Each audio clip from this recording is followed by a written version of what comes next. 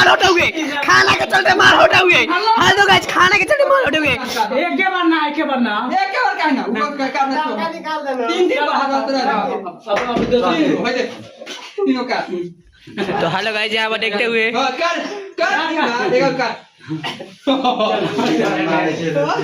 এতে আট ভাই আমার জান না নিব এগো এগো हम देख रहे पड़ा कारण हम देख रहे पड़ा कारण আয় এনে আগে লিয়া এনে पैक छोड़ दे भाई ना मत के देखेंगे না আমরা আমরা নাই अब तो हमारा छोड़ो আয় এনে লিয়া লো মজা করা दे मत देख मत তিন ঘটাও तो আয় হায় দাই কে सर आने में कोई लगा दे তোর দে चल कर तो हमार का ए कर ना दे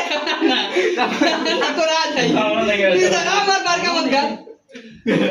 চল अब एगो मत जो बार का